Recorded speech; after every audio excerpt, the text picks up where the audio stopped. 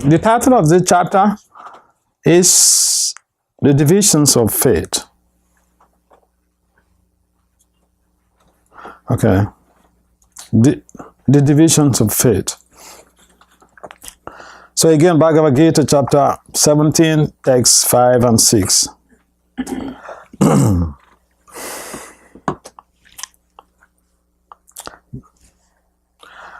Those who undergo severe austerities and penances not recommended in the scriptures, performing them out of pride and egoism, who are impelled by lust and attachment, who are foolish, and who torture the material elements of the body, as well as the supersoul dwelling within, are to be known as demons. This is a good definition Krishna has given about what constitutes demoniac mindset.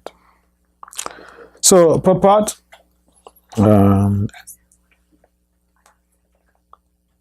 by His Divine Graces Confounded Charity, Srila A.C. Bhakti-Vedanta Swami Prabhupada.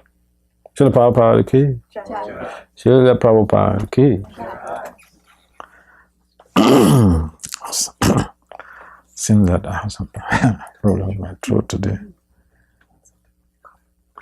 There are persons who manufacture modes of austerity and penance which are not mentioned in the scriptural injunctions. For instance, fasting for some ulterior purpose, such as to promote a purely political end, is not mentioned in the scriptural directions. The scriptures recommend fasting for spiritual advancement, not for some political end or social purpose.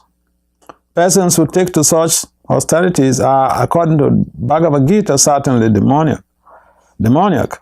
Their acts are against the scriptural injunctions and are not beneficial for the people in general. Actually, they act out of pride, false ego, lust, and attachment for material enjoyments. By such activities, not only is the combination of material elements of which the body is constructed disturbed, but also the Supreme Personality of Godhead Himself living within the body.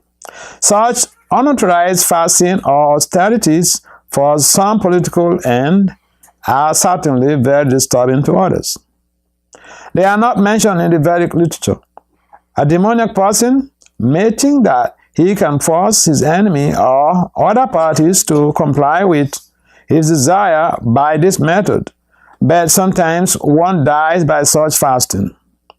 These are not approved by the Supreme Personality of Godhead, and He says that those who engage in them are demons. Such demonstrations are insults to the Supreme Personality of Godhead because they are enacted in disobedience to the very scriptural injunctions. The word Achetasaha is significant in this connection. Persons of normal mental condition must obey the scriptural injunctions. Those who are not in such a position neglect and disobey the scriptures and manufacture their own way of austerities and penances. One should always remember the ultimate end of the demoniac people are described in the previous chapter. The Lord forces them to take birth in the wombs of demoniac persons. Consequently, they will live by demoniac principles life after life without knowing their relationship with the Supreme Personality of Godhead. If, however, such persons are fortunate enough to be guided by a spiritual master who can direct them to the path of Vedic wisdom, they can get out of this entanglement and ultimately achieve the supreme goal. Gyana jana salakaya saksur militam jena tasmai si gurbe namaha. Suchaitanya manobistam safitam yena bhutale swayam rupam kadamayam dadati swa padantikam. Vandasi Krishna Chaitanya Nityananda Sahodatu Kudutaya Puspavantu Chitu Chandu Tamon Vancha Kalpataribhyacha Kripa Sundubhya Evacha Patitanam Pavanibhyo Vaishnavibhyo Namo Namaha. Jaya Sri Krishna Chaitanya Prabhu Nityananda, Sri Advaita Gadadhara Sivasari Sri Gaura Bhaktavinda. Hare Krishna, Krishna Krishna, Hare Hare. Hare Rama, Rama Rama, Hare Hare. So welcome to 26th Avenue.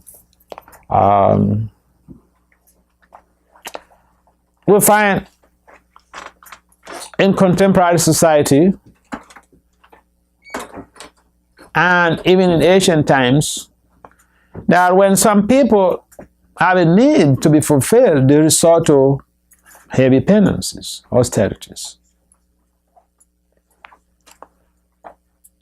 It is very common to find people fasting as much as their bodily strength will allow, because they want to achieve something. There's nothing wrong in fasting, but if we fast, say, on the days that are recommended in the scriptures, say we fast on Ekadasi, and that is not even very strenuous, because all that is required is that you refrain from grains. And there is a reason for refraining from eating grains on Ekadasi. Those of you who do not have the Ekadasi calendar, you should check it out on the web, on the internet, on the World Wide Web. That is where you can get practically everything these days. So when you get the Vaishnava calendar, there are people who do all of these checks and calculations. There's the G-Cal. I use the G-Cal. So that's the Gaudiya Vaishnava calendar. So we have specific days to fast, and those days are recommended in the scriptures. Now, if we fast for the sake of fasting, for whatever purpose, it's not recommended in the scriptures. And the specific days, for instance, on Janmashtami you fast till midnight. Some people, they don't eat at all. On Ekadasi, you fast till the next day. Some people, they don't eat at all.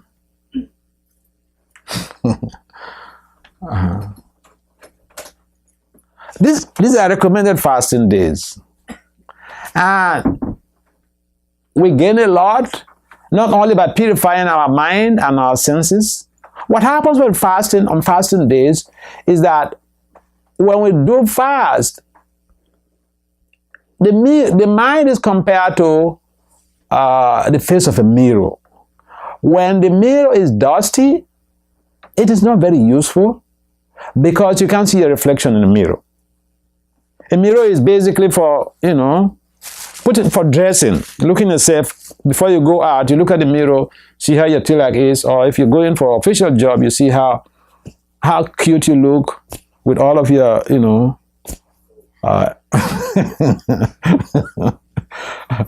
with all of your dressing, your tie, if you're a female, your makeups and all these things, you watch to see whether they're, it's okay.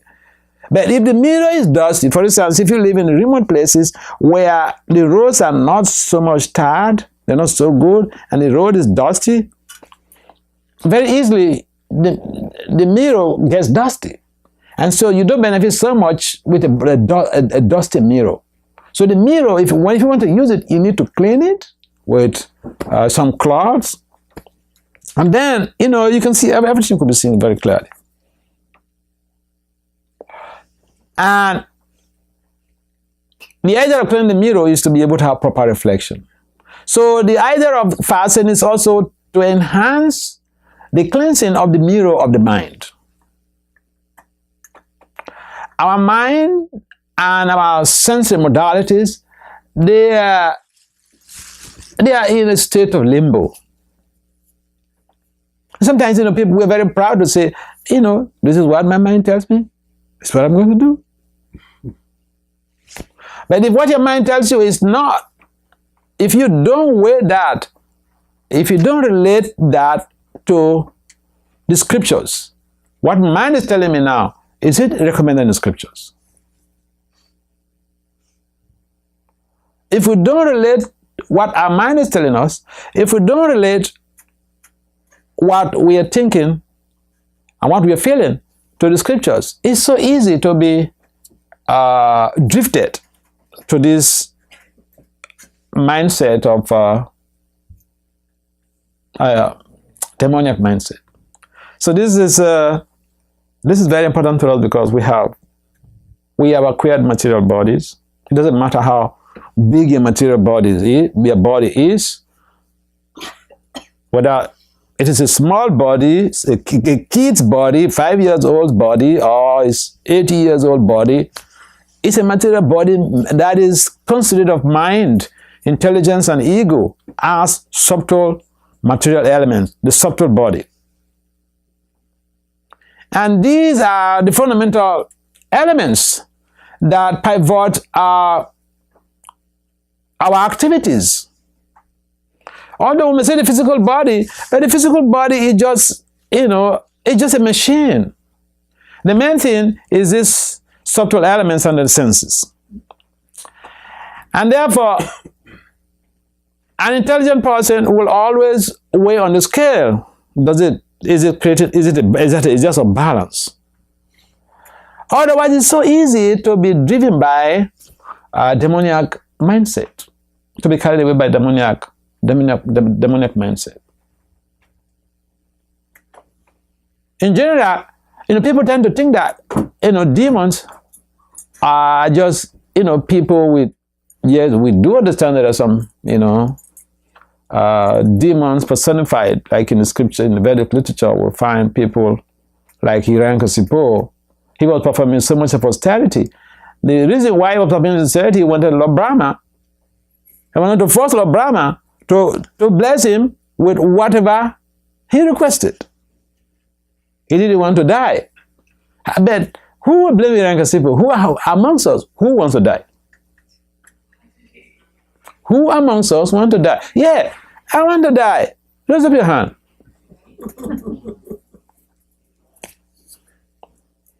Should we blame Hiranyakasipu for performing austerity to be immortal? Why did he have to perform that austerity to be immortal and trickishly asking Lord Brahma for blessings that even Lord Brahma does not have? Imagine if you were begging someone for some money. If you beg someone whom you say is a beggar, you're begging the wrong person. If you come and meet me that, Vasudeva, I need $1 million to start a business, or $500,000 to start a business, you're asking the wrong person. If you meet Atma, he may help you, but I mean,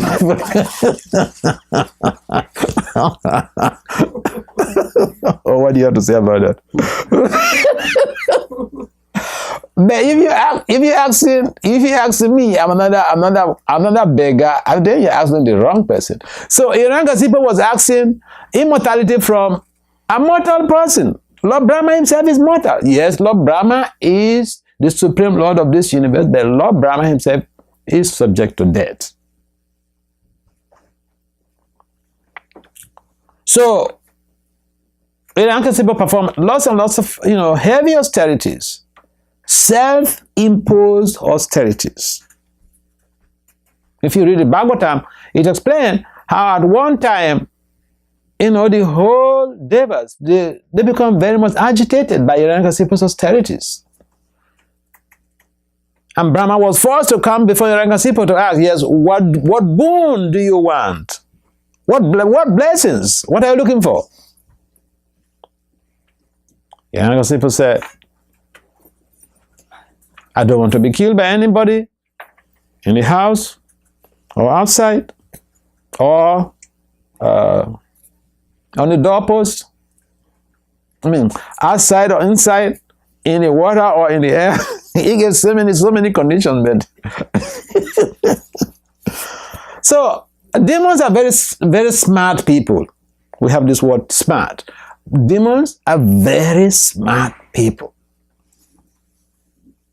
They're not dull-headed. They're not dull-witted people. They're super smart. So Hiranyakasipu was a super smart guy. So he made built up all of these propositions before Lord Brahma. Lord Brahma was forced to give all of these, conditions because he did not directly ask, I want to be immortal. But indirectly, that was what he was looking for. So he gave all these conditions. And why did he perform these austerities? He wanted to be immortal, not to be killed by anybody, in whatever situation. But, you know what? Of all smart people, Krishna is the smartest guy. Because even smartness is just one of the material qualities in this cosmic creation. And it's coming from Krishna. Just like strength is coming from Krishna. Just like beauty is coming from Krishna. If you look into the mirror, if people tell you, oh, you're so cute, you remember that you're not the maker. Krishna made you to be cute. Okay?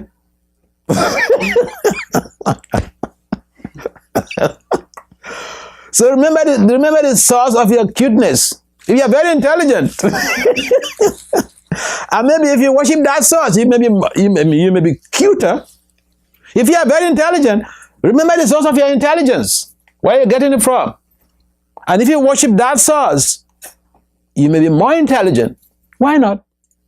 But Lord Brahma, as a demon, Hiranyakashipu as a demon, he said, no. Every of these things is just coming from me. And I want more. That's where the problem comes. There's nothing wrong in looking for some higher qualities. But if we feel that even what we have emanates from us, and we are the source of that, then that is a problem. Otherwise, what is wrong in desiring to not to die? I don't see any wrong with that. I don't see anything wrong with that. But he says, Hiranyakashipu says, he was trying to kill his own son because the son was worshipping Krishna or worshipping Vishnu. In other words, he told his son, look, I have Vishnu that you're worshipping. All right, I'll teach you a lesson. We'll see who is Lord Vishnu. I am the one who's going to save you, or your Lord Vishnu that you don't even see. I remember somebody was involved in sinful activities, and some holy person told this person that, look, these things you're doing, there's a lot of suffering that you're really going to face in the future in hell. So this person asks that in hell, is it only me who is going to be there? So the mentor or the guru or the speaker told him that, oh hell, there's so many people who are there, people who are really sinful, they go to hell. And then this person said, oh, that's not a big deal then. I'm not going to be there alone. So sometimes we feel contented when we think, oh, well, that place I'm going to go, there are other people there.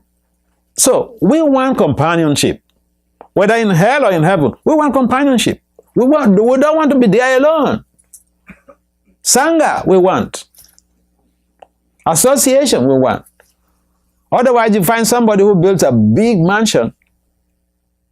Still, they're not happy. They have, all the money that they could really lay a hand on. They're not happy. They want association. And this is a common thing. When someone goes to school, he goes to graduate, got a good job, got plenty of money, build a house, got very nice limousines and all. And the next thing is, when are you going to settle down? So that you can enjoy your life. You have a spouse, you have children. Because if these people are around you, then yeah, you feel that you have that fulfillment. But then again, we find out we're not satisfied with any situation in this material world. It's like a fish out of the ocean. If you take a fish, say a whale or a shark, out from the Atlantic Ocean, and you're going to put him in the White House, from the next 4 years, be POTUS, be the President of the United States. The fish will still not feel comfortable, will not be happy, because it's outside of its original habitat, water. So, Hiranyakasipu performed all of these austerities, but then he forgot that he was outside of track, out of his natural habitat, which is the spiritual world. He's in a strange place which is characterized by death, disease, old age. We want to be younger every time, isn't it? Nobody wants to get old. Nobody wants to die. So don't blame Hiranyakasipu. Don't blame the guy. He's just an epitome of our own disease conditions. We're satisfied with the life we are living here. And so, we don't want anything to interfere with our adventures. And therefore, sometimes we find ourselves performing different types of austerities, which are not recommended in the scriptures. Sahasa vidim osija. When we give up the scriptures and pursue our own self-prescribed approaches to austerities and penances, we are literally paving the way towards demoniac zone, demoniac domain. We are logging into a demoniac website. I want to log into that website. There are so many activities. And before you know, the day is over. Life is over. So, this is how Hiranyakasipu ended up his life. He was able to smartly outsmart Brahma with his intelligence. But not necessarily that he outsmarted Brahma. Brahma knew what he was doing, but his duty was, you have a father who is there to make sure that the kids are all right. They're happy. So Hiranyakasipu is also the Brahma's child. And he performs some austerity and he comes asking, bless me with this, bless me with this. Duty of a father is to see that, they motivate the child. But at the same time, if your father motivates you, if you're on the wrong path and the father motivates you, out of fear that you're going to become inimical towards him or you may even try to kill him. And some children, they do this. Remember the case of, this guy who built the seventh wonder of the world in India. What's his name? He put one of his sons, he threw him into jail and take over the kingship. Sometimes Hiranyakasipu throw his own father. What's the name of this demon? The one who was persecuting Krishna. He comes out threw his own father into jail. He arrested him and put him into jail. So sometimes we are looking for children, but you never know. Sacha, you never know, isn't it? Yeah. So this material world is a place where any step you take could be dangerous. But we should not, because of that, and say, well, I will not have children. No. We want children.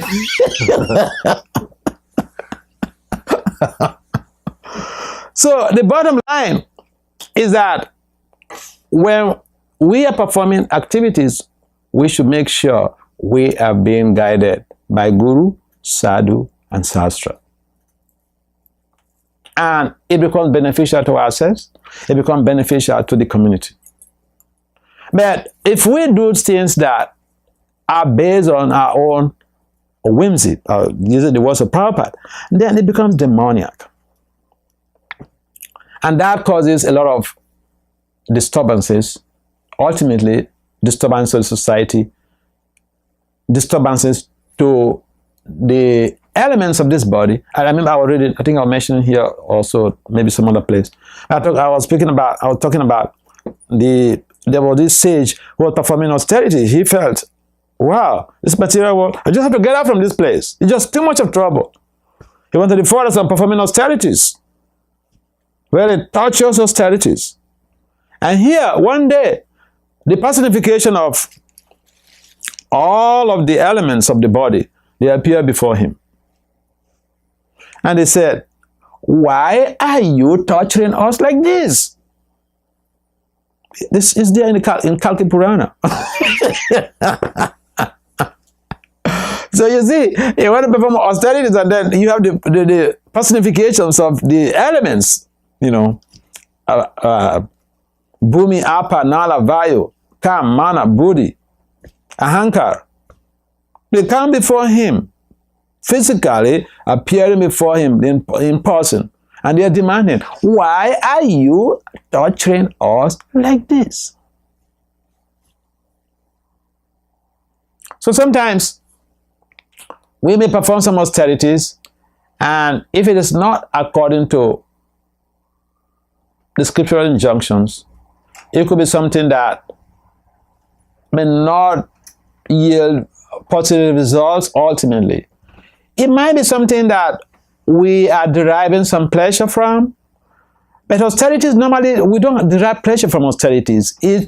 Why is it austerity? Because it's something that, materially speaking, it gives us inconvenience, but we know the ultimate benefits of it. We know how it's going to help us in the future. I mean, it's like, a gross example is like a child that is going to school. A number of kids, I will not generalize, but a number of kids, especially when they are early age, like 5 years or so, a number of kids, when I was 5 years, I didn't like to go to school. But I remember when I was small like that, you know, my parents arranged for the teacher to come with my classmates, and then they came to our house and they started singing a song. They demanded that I have to come with them to school. So I had to go take a shower, change up, and then go, because the children, my classmates, they were demanding. They want me, and the children were there. They were singing all type of songs. So I didn't want to go to school. Why? Because the school, teachers, they're not your parents. They don't give you that love and affection that you derive from your parents, the comfort of the home. So it's an austerity to go to school for a number of children. But when you get mature, you realize that this is very important for me. So austerity basically is not it's not something that gives us immediate happiness.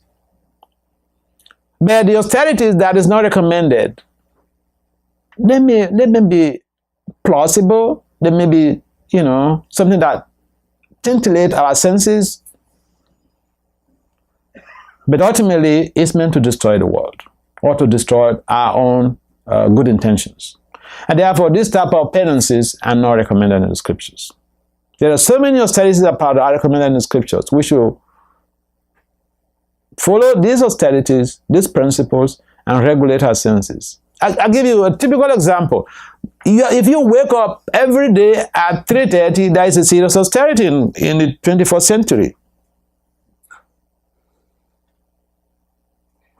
And when you wake up at 3:30, before sunrise, you have finished your first 16 rounds. You're finished. You're good to go to work. And when you're going to work, people will ask you in the office, you perform some austerity. People will ask you in the office what you ate that day. Why are you so happy? That's a good austerity. Well, you could also perform another austerity by not going to bed, by watching a movie until 3 o'clock. And then you go to sleep and wake up at 8 o'clock. And then you're not able to chant your rounds.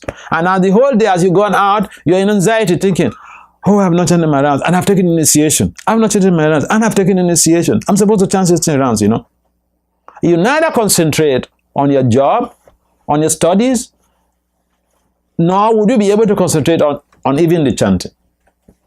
So we have to look at it. What type of austerities we want to perform? This is recommended in the scriptures. Going to bed on time and waking up on time to be able to do your sadhana before you go out. The other one is not recommended, but it's juicy.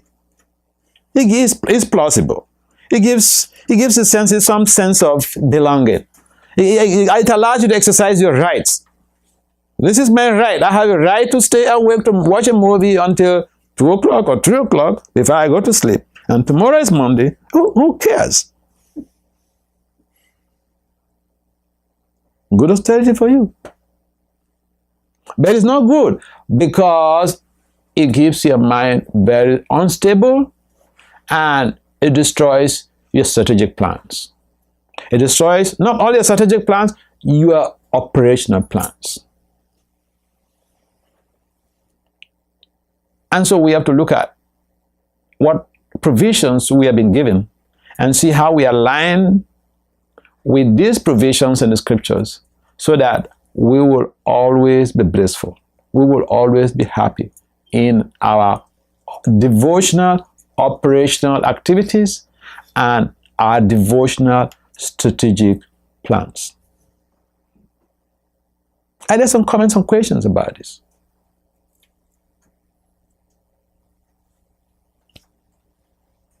Yes, Babu. Okay, so my question. What's your name? Dorian. Dorian. Yes. My question is a little bit abstract, but I'll try to like get. There's no abstract question. You feel free to ask a question. Okay. So I just want to read this last little bit of the purport where it says, "The Lord forces them to take birth in the womb of demons." Demon persons. They will live by demoniac principles life after life without knowing their relationship with the Supreme Personality of Godhead. Yeah. If, however, such persons are fortunate. So right here for me is saying that now they've fallen into this cycle where they live by demonic principles. However, in the beginning it says that this person perform austerities for purposes of like fame or political ends, which to me seems like that's already in a demonic mentality. So I guess my question is, when did that cycle begin? Okay, that's a good point. And when will it end? Well, and then that's another thing. Like it seems like it says you're fortunate enough. Like so, there's nothing really you can really do unless destiny or fate just happens to pull you out of that. So that's a nice point. First point is, when did that cycle? When did it begin? Yeah, we can figure out when this cycle of birth and death started. We cannot. Our founder Acharya Prabhupada, sometimes his disciples would ask him, some of his disciples would ask him this similar question. And he would give the analogy of someone who is like in a well, in a dry well, deep down, and they throw him something to be able to come out from the well. And the important thing for him is to come out, is to, cling on that life-saving facility and come out. But if he's down there and he's asking the person who threw in the life rope, who is throwing the life rope here? That will not help him. So Prabhupada wanted us to first, he said, we can't estimate when this whole vicious cycle of birth and death started. Somehow or the other, we find ourselves in this mess. We should try by all possible avenues to extricate ourselves to decarcerate ourselves from this horrible situation where, with all our good intentions, we are forced to perform things or activities that entangle us and even create so much of discontent in the future or even immediately. So the bottom line is that devotional service gives us the impetus to be able to create avenues to decarcerate ourselves from these shackles of birth and death. This is why Prabhupada came all the way from Vrindavan, from his comfort zone. He came out from his comfort zone to start this movement. And his followers have been following up with that even when he's left the planet. And so this is precisely what the devotees of 26nd Avenue here, headed by Atma, this is why they are helping us to be able to remind ourselves about the need to take to devotional service, beginning with chanting Krishna's names. Hare Krishna, Krishna Krishna, Hare Hare, Hare Rama, Rama Rama, Hare Hare. And when we practice this process of bhakti or loving service to Krishna, the test of time is that, and it has happened to many devotees, the test of time is that at the time of death, Krishna mentions in the Gita, Yam Yam Vapi Smaram Bhavam Tyajante Antikalevar. If by this practice, we will be able to remember Krishna at the time of death. That is the whole thing. The whole process of this, I don't know, any so-called sophisticated things that people are doing is ultimately to be for the individual to be able to remember Krishna at the time of death. And if we don't practice this devotional service, it will be very difficult to remember Krishna. If we don't practice to love someone, how are we going to remember that person? It's very impractical. So, yeah, your question, answer to your question is that when did this whole process start? We don't know. See, our system, we don't speculate. You don't say, oh, he's a big scholar, Swami, tell us. I don't know when we started this process of birth and death. Prabhupada has not mentioned when we started, so I can't speculate. But the good news is that we have a process that can enable us to become free from all of this demoniac mindset and the cycle of birth and death. And that is engaging in devotional service, beginning with chanting of Krishna's names. You chant every day? No, I don't chant. You should try to chant, because the chanting is what makes the great revolution. The chanting is what creates that type of fortune that we've been looking for. The chanting is what enables us to not become a victim of the mind and the senses. So many people in this world, they are very good people. They have good intentions, but there is a misconstruement in all phases of our lives because we don't even understand our pristine identity. So the chanting enables us to become purified, and we can realize that pristine identity, which will facilitate global peace. You can't give peace to someone when you are not peaceful, when you don't find peace in yourself. You can't give peace to someone. There may be so many arrangements or so many propaganda, so many frontiers or movements. But here's a simple thing. We're not asking anyone to bring money. Just come and listen and chant Krishna's name. See the difference in your life. You start chanting, 2 weeks, you see the difference in your life. 2 weeks. You meet Atma, he will show you how to chant. You get the beats and start chanting. I give you 2 weeks. If you don't find a difference, get my email from him and write me and tell me you're a liar.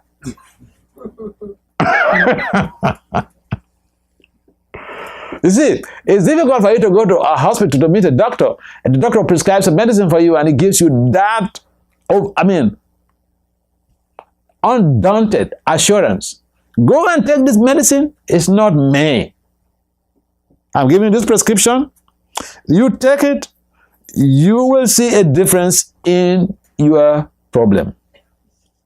Doctors don't talk authoritative like that. If even they want to operate you, they want to do anything, they'll say, they can't be so authoritative. But here, I am being so authoritative. Not me. This is Krishna's authority. It's passed down by Prabhupada. So you try it. Go do the journey. 2 weeks, you will see a difference in your life. All right. Any other comments or questions? Yes. If it is our constitutional position to be with Krishna and to love Krishna? Why do we have to practice it? That's a good question. I mean, it's like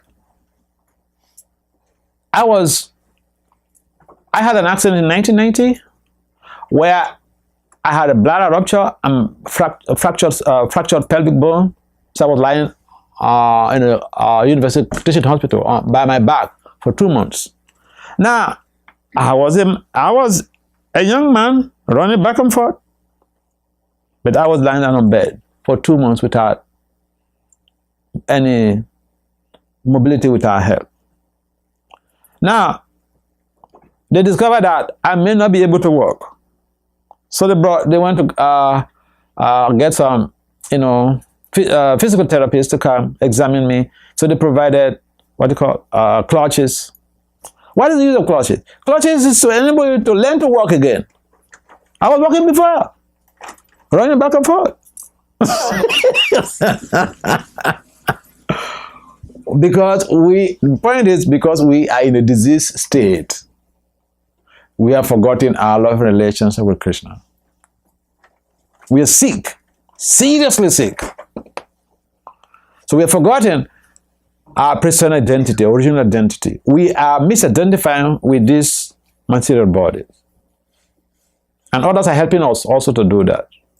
Others are facilitating.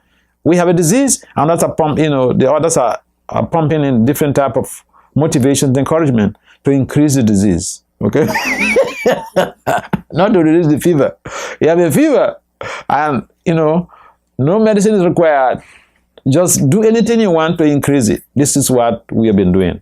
So yeah, because we are in a disease state, so we have been covered over by the residual energy, and so we have forgotten our original loving relationship with Krishna. The process of devotional service is to allow us, to enable us to uncover that original position, that original relationship that we have with Krishna. Yeah, it's a very nice point you raised, because in general, it's something that we don't have. I'll give you another example. I was talking about Hiranyakasipu didn't want to die. But why does Hiranyakasipu didn't want to die? Why? Why did he not want to die? Because the soul is by nature immortal, it's eternal. It's not subject to death. So it's just natural that although the soul is engaged within a material body, the material body is subject to death. But because the soul is by nature eternal, not subject to death, so we don't like to die. We fight by all possible means to ward off death, because we are eternal by nature. And so, again, for instance, some people they like to relocate. I had one of my friends who was here before. He used to come, a young man. He relocated to another city, to the West Coast. But the parents, he was born in New York, born and bred here. He got his master's here, and then he decided he's going to the West Coast.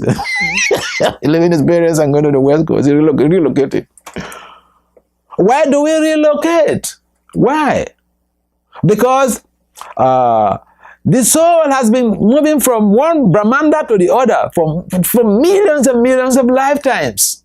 Brahman to Brahmite, Konya Bhagya one Jiva. The Jiva has been moving, has been relocating for many, many millions and millions of lifetimes. So, although the Jiva is engaged within this body, that tendency is still there to move,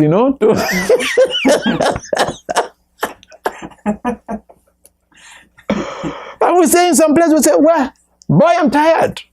I'm moving. I'm going to another place. Yeah, so it's a funny stuff. But this is our nature. We can relate a number of the things that we're doing or we're desiring to the nature of the soul. Soul is characteristically eternal, bliss, and knowledge. We want to enjoy. Why? You think enjoyment is a bad thing?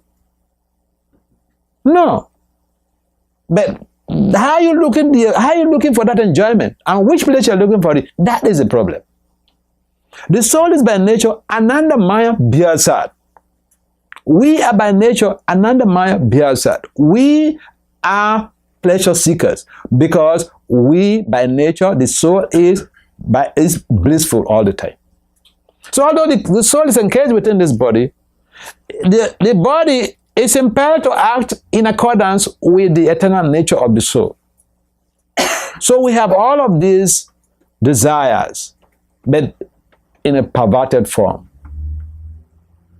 And so when we get to connect with Krishna in devotional service, these perversions could become purified and our real nature could become more and more manifest. And then even the things that we like to do, I mean, sometimes it becomes so difficult to understand why some of us come to devotional service and even the things that we relish doing before, we get detested of it. It's because one becomes becoming purified and you don't have a taste for that. But if you go to the road and just start telling people about your rules and regulations, man, you're wasting your time, you're wasting their time. Because you're just giving them disturbance. Someone is not purified and telling them, don't do this, don't do this, don't do this. For what? You're wasting your time and wasting their time.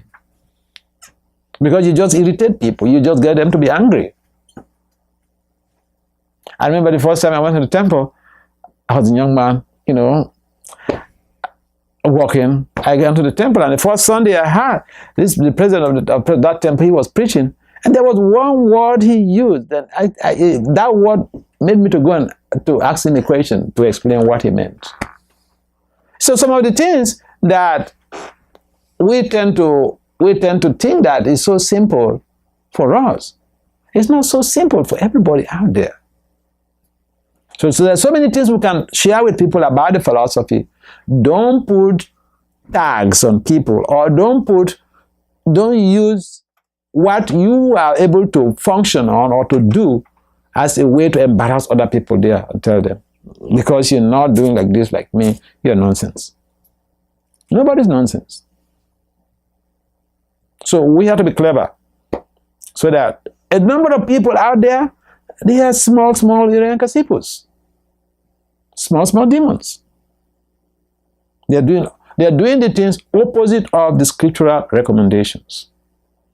So you don't go out there with your knowledge, with your information, with your realized knowledge, with your desired practices, and then you want everybody to be like you on the spot. They also have to undergo the purification. That is why we need to encourage people to come close so that they participate in the programs, then they could become purified and then follow the path. Hare Krishna. Hare Krishna. Srila Prabhupada ki Jai. You want to ask a question? Yes. Okay. Atma, your time is not finished? You're fine, Maharaj. Okay. It's not a question, Mark. I wanted to just mention or just ask if I'm right or wrong. Mm-hmm. So demon means it's more the nature. It's not like the soul or the person being demon or Asura. Like Prahlad Maharaj and Bali Maharaj. Asura is a bhava. It's an emotion. I mean, it's like we have people who are endowed with, compassion. Some people, they are very, very uncompassionate. So it's a matter of, it's a characteristics. The demons, and then even the so-called demons, they could become transmuted. They could be changed into pure devotees. Yeah. So that's why I mentioned part of my talk that the tendency is to think that demon is someone who has some hoods, on their heads, and they're emitting fire. Yeah, they could also have that. The real demons, they could also have all of these amazing, threatening undesirable external looks. But then the thing is a mindset. I call it phenomenological mindset. It's a mindset that anyone, see, even just the desire, if you read that chapter on the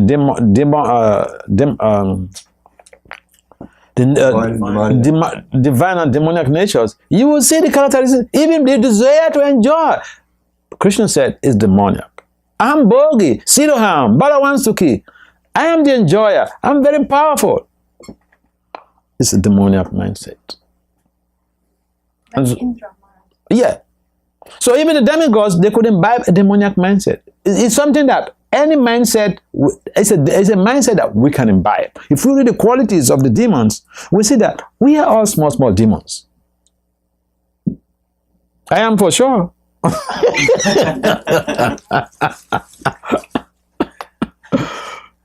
Because we're thinking, I should be the most powerful person. Yeah. Name, fame. Yeah. But there's nothing wrong. I don't see anything wrong in name and fame. But if we wanted to be able to, you know, to outdo others in a wrong way, to humiliate them, that's not good. See, sometimes we misconstrue, we miscue the philosophy. I remember the case of one young Guru Koli in Vrindavan. So, this devotee, what's his name? I can't remember his name, but he wrote this book on Japa. One of the writers of this book on Japa. Yeah, you know, Burjan was mentioning in one class he was giving I think back to Sastri class, how one of his students, one little boy in Vrindavan, the boy was not doing well in class, so he said that he advised him that he told him that you need to buckle up, you need to brace up because you're doing so poorly. And he said that, Prabhu, you see, if I excel, I'll become puffed up.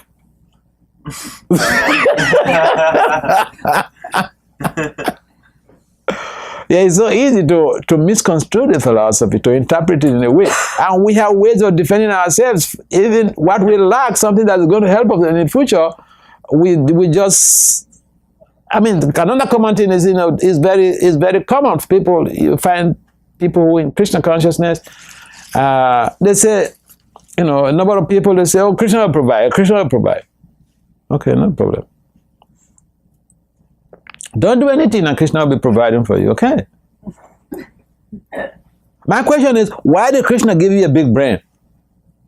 Why did Krishna not shoot the arrows for Arjuna and at the same time be his chariot driver? He was his charioteer. He was not the archer. He told Arjuna, you have to fight. I'll help you, but you have to do the fight. So, my query is, you're a devotee. Good for you. But if you don't plan your life, you're planning to fail. One of my mentees in India, he's going in for his PhD in industrial design in Melbourne. So he was chatting with me the other day, and he said, because I pushed him to go to school. He was in the temple, and they were having so much of a fight. So when I went there, I told him, move out of this place. He was shocked.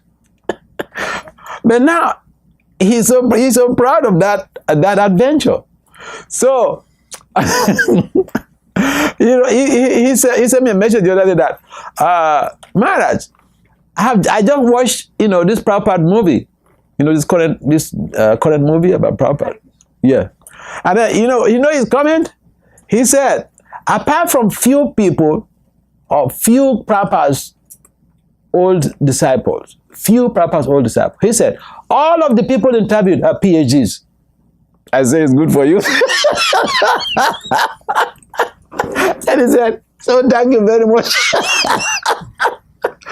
Sometimes we don't understand the philosophy of Krishna consciousness, and we want to be lazy.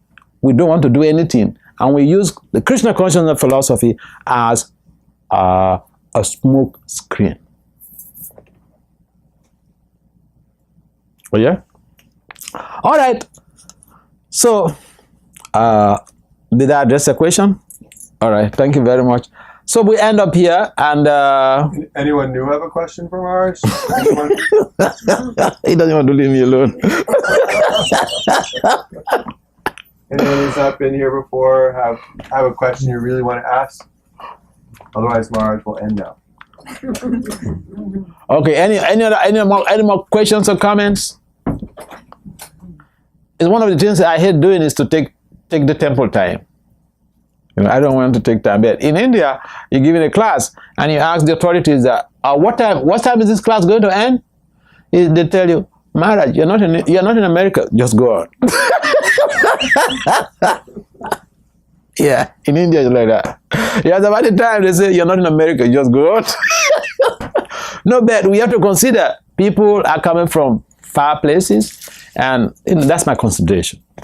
And when we have a time frame, so I don't want to eat into the time, because although I'm very inconsiderate, but I'm very considerate in this case. This is not listening, okay? Any comments or questions? Otherwise, we have to, adjourn this meeting for some other time. All right, thank you very much for participating in this Krishna consciousness. Srila Prabhupada ki jai.